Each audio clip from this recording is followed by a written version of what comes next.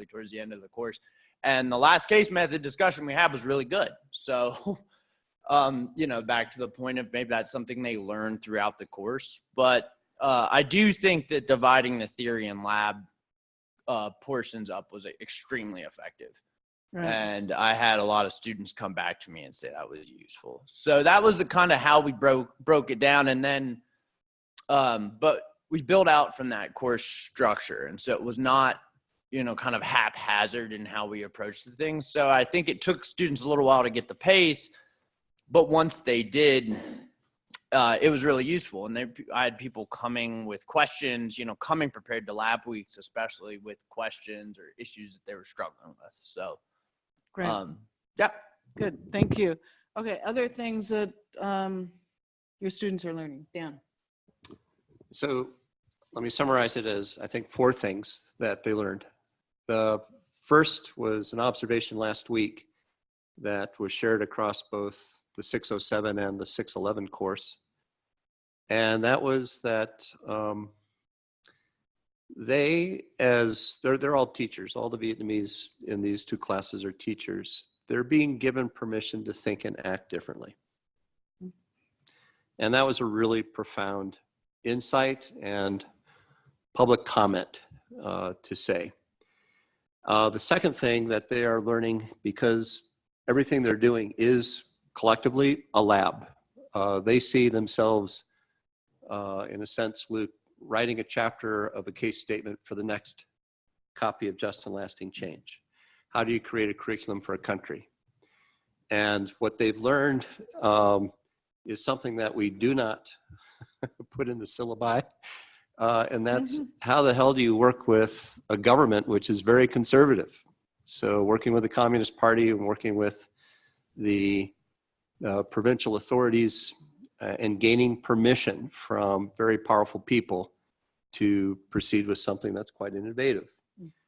The third thing they've learned is how can we sustain this affordably, and how can we do this with a lot of visibility that is permitted by the party and the government, and through what kind of partners are we going to keep moving forward?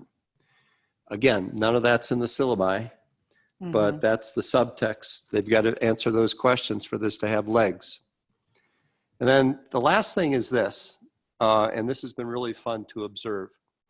They're learning how to be the presenters of what's being created, whether it's to groups of high school students, using global classrooms, using Zoom, using all the stuff that they're learning simultaneously as a student. They are now applying among high school students, and they're applying in workshops for hundreds of teachers at a time. They're applying it at the workplace. They're introducing it to some major corporations. So what they're learning on Monday, they're applying on Tuesday, both the content and the technology. And to just put this in context, these folks all started out in classrooms with blackboards that is just paint on a wall and chalk. So we've gone from paint on a wall and chalk to this in a pretty short period of time. That's pretty cool. Thank you, Dan. Others? Naomi, Dan Robinson, I see you showed up. So what we're talking about is obviously is what students have been learning in your class. Not that could be indirectly or directly related to what you're actually teaching. We're dealing with a lot of data in our class, spatial data, which can contain sensitive information. And so one of the things that I've talked a lot about, probably to the point that they're bored with it, but then several students did encounter was the sensitivity of data. I had one student end up on his 3rd story map because the first 2 he chose, the data was too sensitive and he couldn't get permission to use it, or he was afraid people were going to die because he was giving exact locations. So I think that's something that's important for our students to understand, is whether it's ecological data or biological data, like what we're dealing with the SONGS project. We don't want to publish exact locations because we're worried about poaching, or whether you're worried about people's lives because of publishing sensitive data. I think that's, I'm not sure all the students know how to deal with it at this point, but I think they're aware of it. And I think that was an important thing for them to gain an understanding of. And even just, there is so much data available now that's publicly available, but how do you use that ethically and responsibly?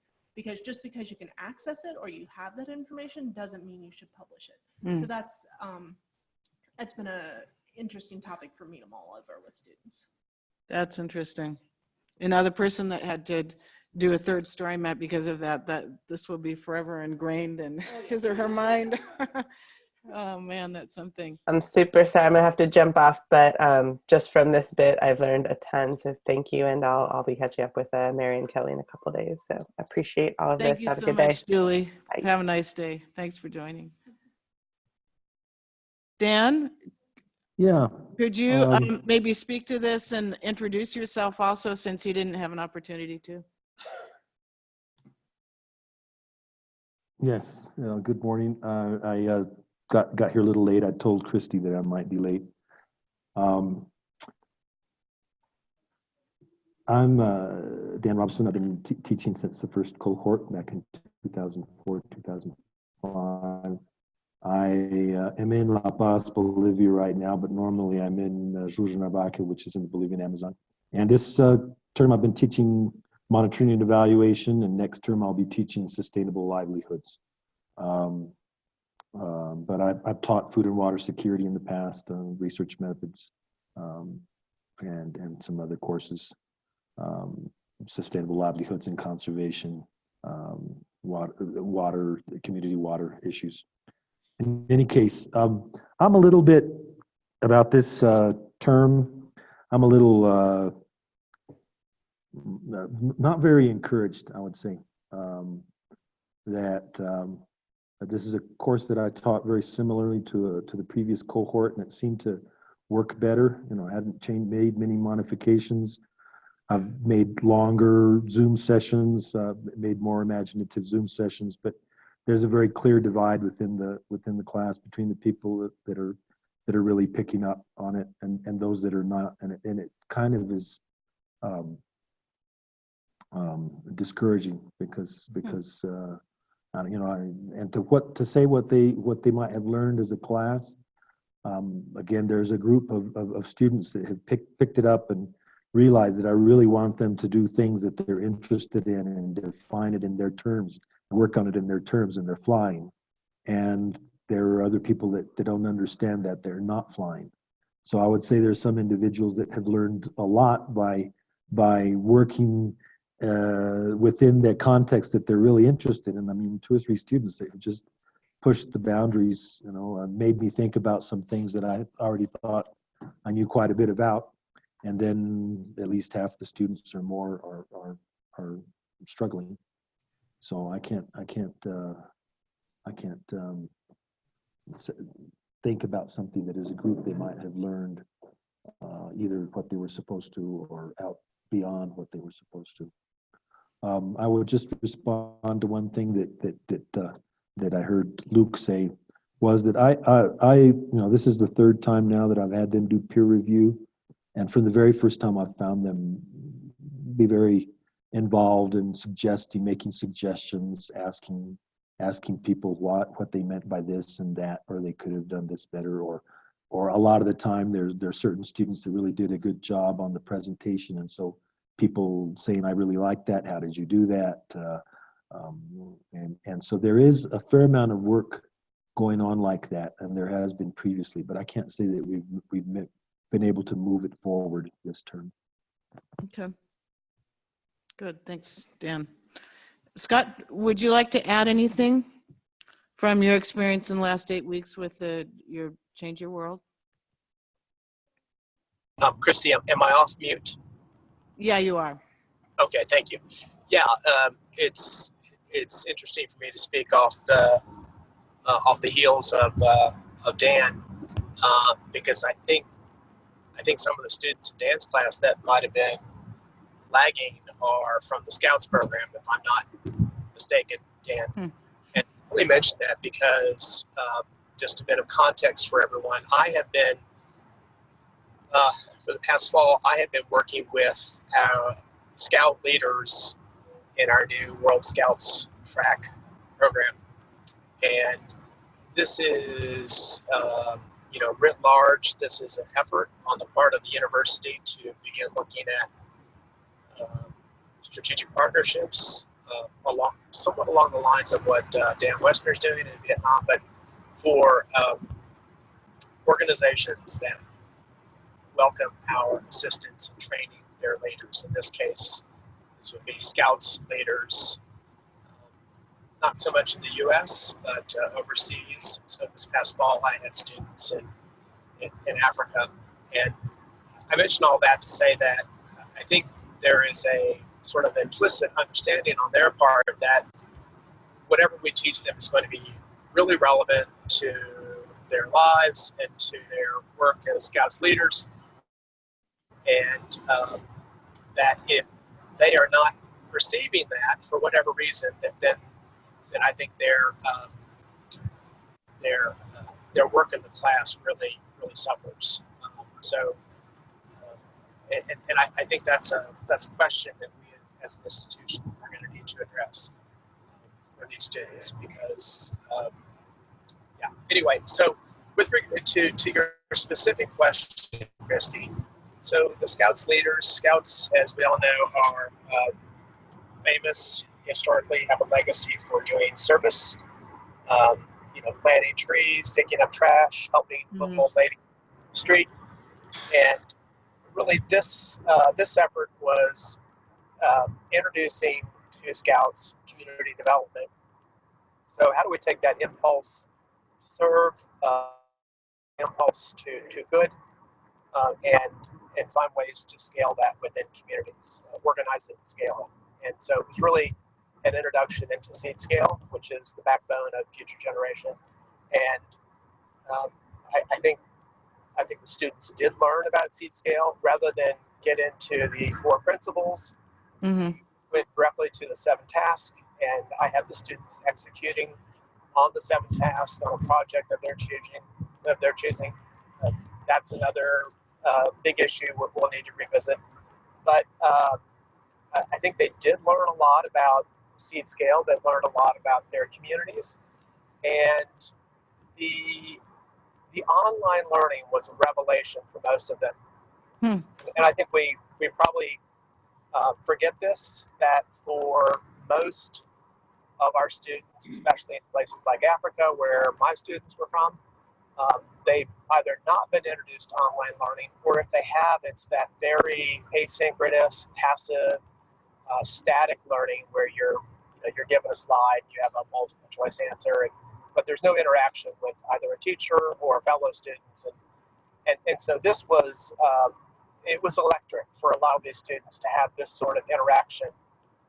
And the technology is good enough now that you can have these very real-time conversations with students halfway around the world with no latency at all, just really like you're in the same room with these people. So that was really extraordinary for them, and they love that, and many of them are wanting to certainly adopt Zoom for their work within their countries, but are interested in our other learning technologies as well. So it brought them closer together, although they already know each other as peers.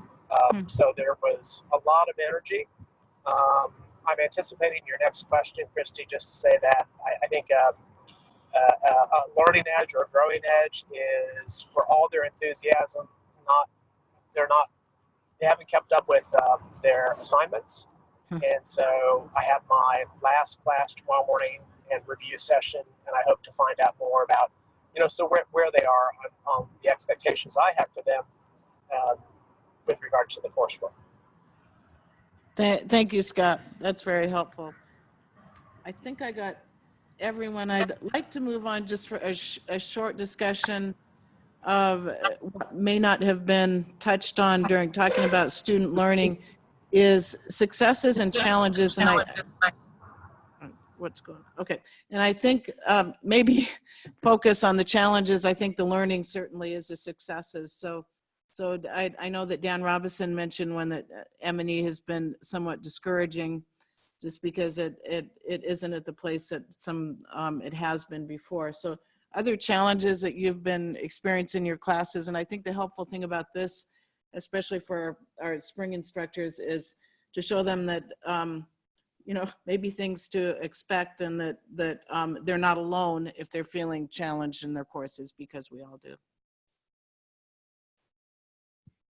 I can start. My class is probably a little bit different because of the technology and asking students to learn a new technology platform in Esri ArcGIS Online. And this was a challenge, but also a success. The students really did figure it out.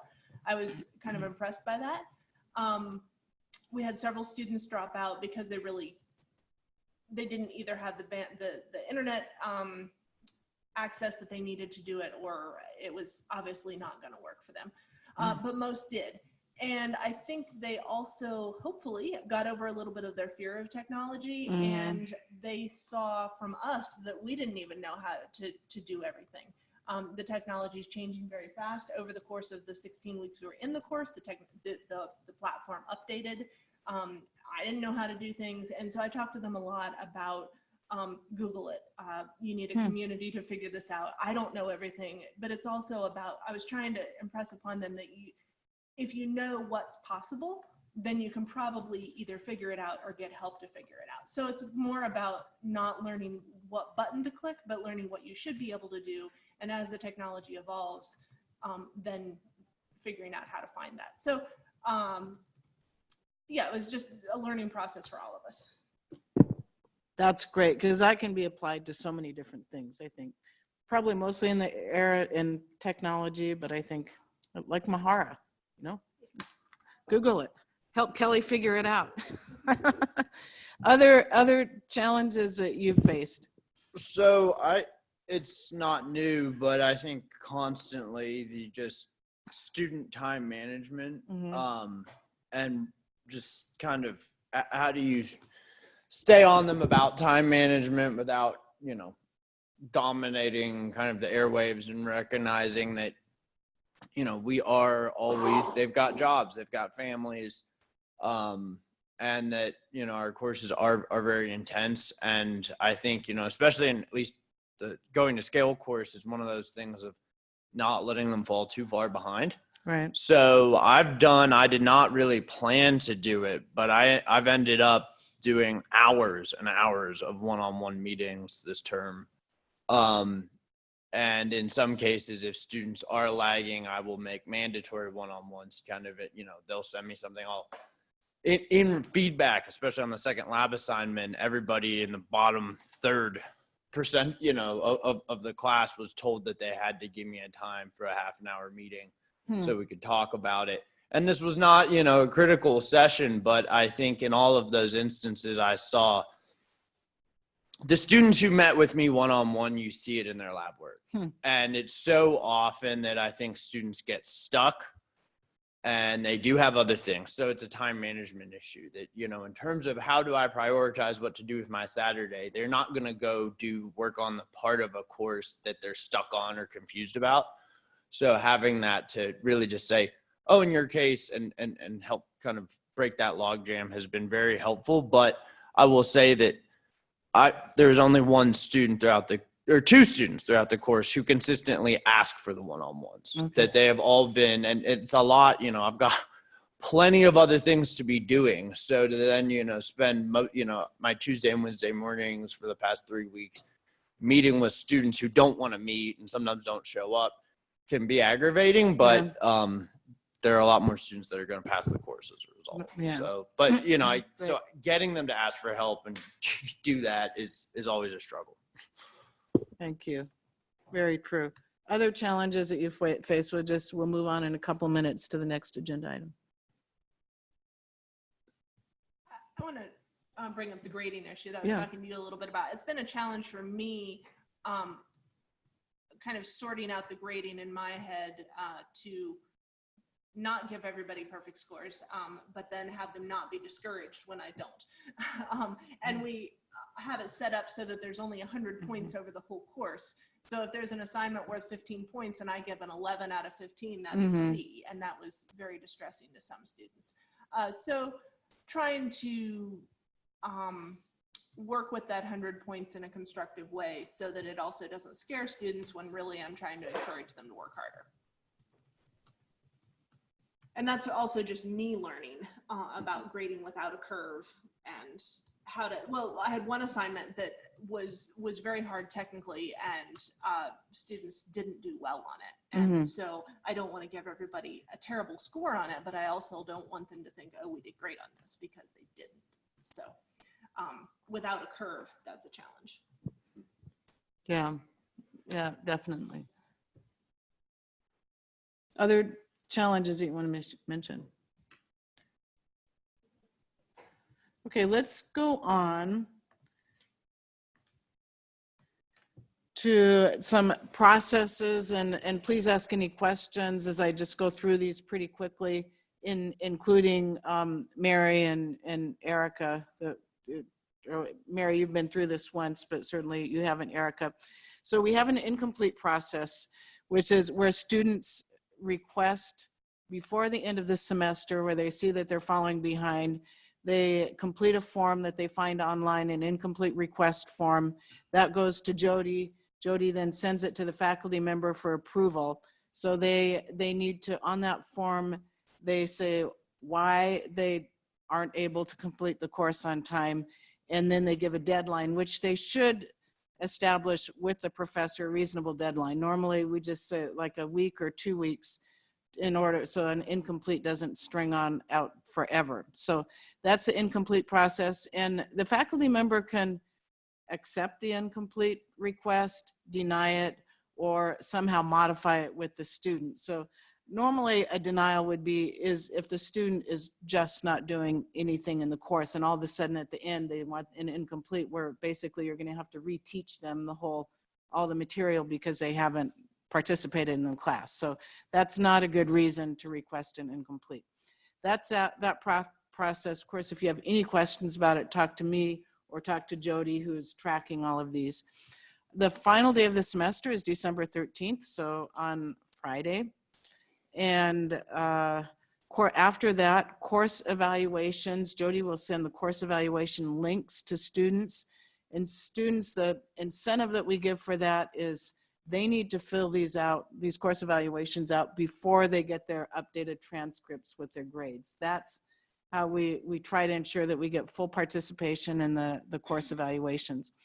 Then grades are due to Jody December 27th, so that's 2 weeks after the end of the semester. And yes, certainly. Do you have your thing in? For students graduating in Vietnam, that was listed in the email I sent you on November 21st, I believe. Please get those grades to me like ASAP. I am out December 23rd on, but I will enter those grades while I'm at home. I will come into the office to print those out. Daniel leaves December 30th to Vietnam, and I want to send those to Vietnam with him so that the students can have those on graduation. Great, and we have several, so they will be going through, just background, they will be going through a commencement ceremony in Vietnam. Several of our students, certainly our Vietnamese Bending Bamboo students, and then a couple of the others, so that's exciting. Okay, so thank you, Jody, for that. Then after that, there's a faculty evaluation process, or more like a debriefing process, which is informed by a self-assessment. So I have faculty to answer questions. What did I do well? How could I improve? And what can administration, Future Generations administration, do better to support you? Then I have a conversation based on the student evaluations and this self-assessment with each faculty member. I write a summary, give it back to the faculty member for any changes or questions of fact, and then that goes into the file. So that's the process for faculty evaluation. Any questions about these processes? I know, Naomi, you had wanted to talk about this. Yeah, I somehow read the agenda and didn't see that. Okay. This morning. The course evaluation, is that a standard course evaluation, or should we be thinking of questions that are course specific to contribute to that evaluation? That's a really good question, and we've taught, this is a standard evaluation that we send out just to be able to track it. We have in the past added course-specific questions, and I think we could do that if you want to add some course-specific. It's probably the best place to do it in the evaluation because, I mean, you could do it in your class. You can certainly have a debriefing time in your class if that would help to get that feedback. But I think we can add a couple questions if you want also to the course evaluation. My last assignment this week is a student learning reflection, but I would like to add some, if I can, add some course-specific things because, yeah, I in their assignment, I hesitate to have them say this sucked. I don't want them to feel like I'm grading them on that response, but I would like to do that. So. Okay. So if I can do that, just tell me a deadline and I guess I send that to you, Kelly. Send me I've been updating them. Go ahead and send me the question. I'll add it on. We use SurveyMonkey. I'll add it to the SurveyMonkey. And if you can do that by Friday, that would be really helpful. Can you send me the standard questions also? Sure. Yeah. Okay. The other thing that I'm talking about, and I've mentioned this to Daniel, but wanted to mention that to everybody, is that I would like to, after the course is over, contact students for quotes. Can I use their material? I want to publicize the course, hopefully with the university's support on that. So I would like to, after the course is over, be in contact with students to get information from them that we can use for marketing the course. Make sure to check with me that their student release is on file. Will do. Thank you. Okay. All right. So Kelly, you have something to I'll just go this and then turn it over to you, Kelly. This is looking forward to the spring. These are I can't see a comment. She shared a file. Okay. So these are the courses that we'll be offering in the spring. Base camp, and the dates vary a bit here. Base camp is 3 weeks. It actually starts 1 week before the beginning of the semester as an equipment check kind of thing, and then 2 weeks. This is for our new students. And because we don't have the full semester graduate study foundations, which is what I normally teach. Change Your World, Scott told us this may be changing. This is what we've been offering this fall, and it's mainly for the scouts, but others that need an introduction to content mainly, that's 8 weeks there. And then the normal 16-week courses. And this is divided by a week of break. So a week of spring break right in the middle, 8 and then 8. Sustainable Communities taught by Dan, Social Research Methods, Mary and Julie, Nonprofit Management, Erica, and then Lifelong Development Education, Dan and Liz. So Kelly, I will unshare my screen. Sure. And you take it over. Sure. I sent you the file. So I just wanted, this is my 3 minutes of Bee and Kelly's head. As you know, now there's Paula and Kelly. So we have what we've always called the LMS team, but let's face it, LMS team had mostly been one body. And so I think what was really tricky about people understanding what the LMS team does is that there's two quite distinctive roles. So there's if you look at my diagram, do you want me to put it for the room, or are you guys okay? Yeah, put it up, share it. Yeah. So, you know, what I obsess over is the learning experience, the learner experience. And so that's sort of the overarching umbrella that I see this under. And then I see the instructor as sort of the middle pillar, or sort of the person who's being supported by the LMS team. And on one side, the LMS team support is, you know, this thing isn't working, or we need more training on X, or stuff that's really like tech heavy, right? And then in that box goes a sort of look, feel, standardization process. So I called that LMS tech support for a better term. And then the other side, which is kind of the process that I'm in with all of the spring faculty at the moment, is this idea that we're really, again, pushing that envelope as far as instructional design and technology. So this is the program that I'm currently studying in and bringing all my great course material to our program. And this is, in a lot of institutions, or where you do this as a corporate headquarters or whatever, you have the instructor or the LMS, or the SME, the subject matter expert, in a box, and the instructional designers design this thing, and then they kind of force the subject matter in, or they, it's not a collaborative process. And really, ideally, it's a collaborative process, because certain things that are being taught are taught better in certain ways. And so, and there's some places where, you know, snazzy technology is going to be helpful, and in some ways snazzy technology is going to be in the way. So I just really encourage you for the spring to think about how to recognize that this is going to be it's going to be a process of me giving you ideas and sort of forcing ideas onto you that might feel a little uncomfortable, because it's not a space that faculty instructors have sort of been in this environment. But that is kind of where we're going, that we're trying to come up with new, innovative, but supporting the pedagogy processes. But at the same time, we are the person who you write and say, the Moodle thingy isn't working, or my student can't get into the thing. So we're both those people. Yeah, that was my little spiel. All right. All Thank right. you. Okay, questions. We have a few minutes left for questions about anything we've covered. Anything. Scott. Hey, Kelly. Hey, Scott. Very, very, very important question. Does anybody on North Mountain need anything from the Food Lion and Harrison? Quick Kelly's stuff. already getting Indian food for us in Harrisonburg. I have a question. Sure. Yeah. The rubrics that you talked about in the beginning, are those available? Sure. The Yeah, we one could that, look at those. I mean, maybe I we think could, that would be. yeah, Naomi's and mine, we could look at. Mine was specifically around ePortfolio. So if there's a rubric that, I mean, there are rubrics all over the internet. But yeah, you don't know what you're getting sometimes. But the one I have is specifically around ePortfolio. So it touches on 5 major aspects of creating an ePortfolio. Well, so the rubric, I mean, no, my reason for asking is that these are rubrics that to which the students will have been exposed, right? I mean, just as a way of. That's true. That's a good point. Yeah, that's why I especially asked. Naomi's. So yeah.